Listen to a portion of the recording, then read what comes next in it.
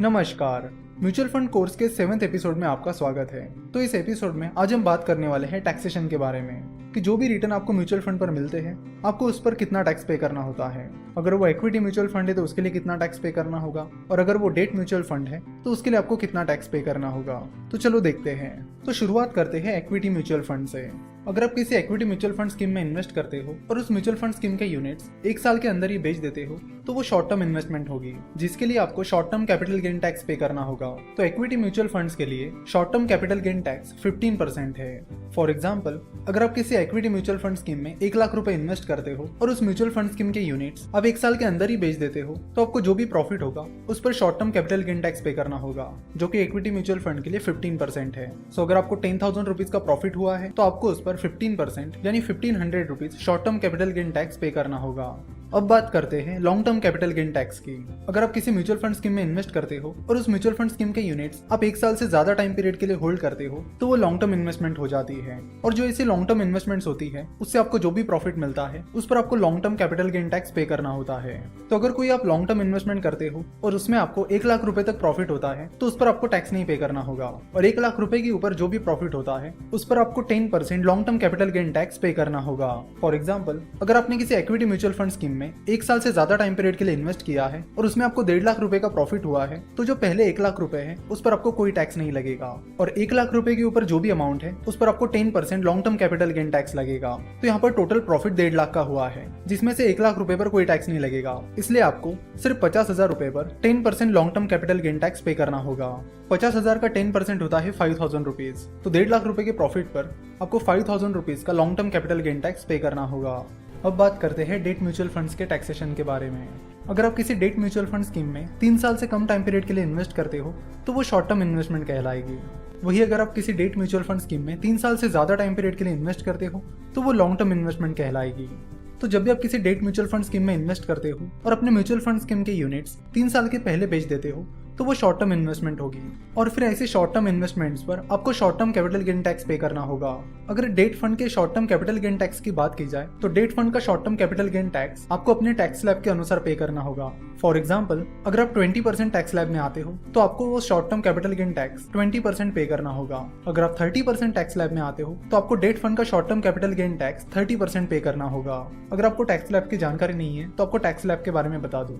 0 to 2.5 lakh ये 0 tax slab है, 2.5 lakh to 5 lakh ये 5% टैक्स स्लैब है, 5 लाख to 10 लाख ये 20% टैक्स स्लैब है, और 10 लाख के ऊपर 30% टैक्स स्लैब है। वैसे अगर आपका टोटल इनकम 5 लाख रुपए तक है तो आपको कोई टैक्स पे नहीं करना होता, आपको टैक्स रिबेट मिल जाता है। यानी अगर आपका इनकम 4 लाख रुपए है तो आपको 2.5 लाख के ऊपर की जो 1.5 लाख रुपए की अमाउंट है उस पर 5% टैक्स नहीं पे करना पड़ेगा, तो 5 लाख रुपए तक आपको टैक्स रिबेट मिल जाता है। लेकिन अगर आपकी इन्वेस्टमेंट अमाउंट 5 लाख के ऊपर चली जाती है तो आपको सारे टैक्स स्लैब के अनुसार टैक्सेस पे करने पड़ेंगे। नाउ अगर आप किसी डेट म्यूचुअल फंड स्कीम में 3 साल से ज्यादा टाइम पीरियड के लिए इन्वेस्ट करते हो तो आपको long term capital gain tax पे करना होगा।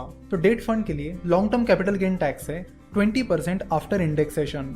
अब आप पूछोगे कि इंडेक्सेशन क्या होता है। चलो तो इंडेक्सेशन के बारे में बात करते हैं। इंडेक्सेशन में जितने टाइम के लिए आपने इन्वेस्ट किया है उस टाइम पीरियड में जो इन्फ्लेशन हुआ है उसको अकाउंट में लिया जाता है। तो इस इंडेक्सेशन इफेक्ट से इन्वेस्टर्स को अल्टीमेटली फायदा ही मिलता है। चलो तो डेट म्यूचुअल फंड के long term capital gain tax को एक एग्जांपल के साथ समझते हैं। मान लीजिए कि आपने किसी डेट म्यूचुअल फंड के 500 यूनिट्स खरीदे हैं। आपने वो यूनिट्स फाइनेंशियल ईयर 2012-13 में खरीदे थे और तब आपने उन म्यूचुअल फंड्स को 10 रुपीज की प्राइस पर खरीदा था, और फिर फाइनेंशियल ईयर 2018-19 में आपने उन सारे 500 यूनिट्स को 20 रुपए की प्राइस पर बेच दिया। तो यहाँ पर आपको हर यूनिट के पीछे 10 रुपए का प्रॉफिट हुआ, यानी टोटल 500 यूनिट्स पर आपको 5,000 रुपए का प्रॉफिट हुआ। नाउ जैसे कि हमने देखा कि डेट फंड पर long term capital gain tax है 20% आफ्टर इंडेक्सेशन इफेक्ट। तो अगर इंडेक्सेशन नहीं होता और सिर्फ 20% टैक्स होता तो 5,000 पर 20% यानी आपको 1,000 रुपीज का टैक्स पे करना होता। नाउ लेट्स सी कि इंडेक्सेशन इफेक्ट से क्या होगा और उस टोटल टैक्सेशन पर उसका क्या असर होगा।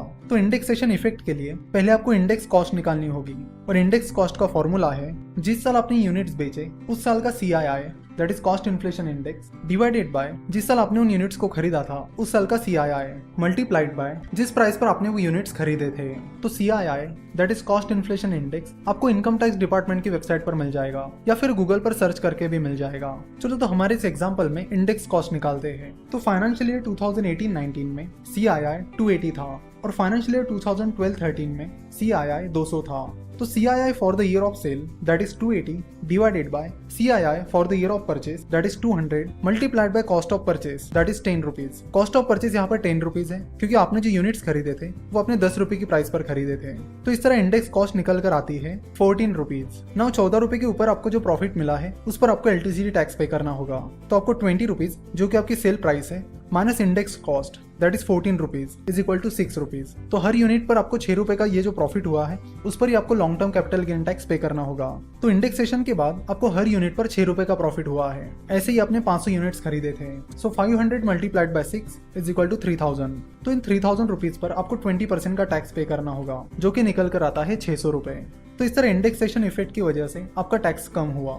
अगर आपने यही पैसा फिक्स डिपॉजिट में इन्वेस्ट किया होता और आपको उसमें इतना ही प्रॉफिट मिलता दैट इज 5000 रुपीज का प्रॉफिट मिलता, और अगर आप 20 या 30% की टैक्स स्लैब में हो तो आपको काफी ज्यादा टैक्स पे करना होगा। दैट इज 20% के अनुसार आपको 1000 रुपीज टैक्स पे करना होगा और 30% की टैक्स स्लैब में आपको 1500 टैक्स पे करना होगा। सो अगर आप 20 या 30% के टैक्स स्लैब में हो तो आपको बड़ा सोच समझ कर इन्वेस्ट करना होगा और डेट फंड आपको लॉन्ग टर्म में उसमें फायदा दे सकते हैं। आशा करता हूँ कि आपके म्यूचुअल फंड के टैक्सेशन से रिलेटेड सारे प्रॉब्लम्स क्लियर हो गए होंगे। नेक्स्ट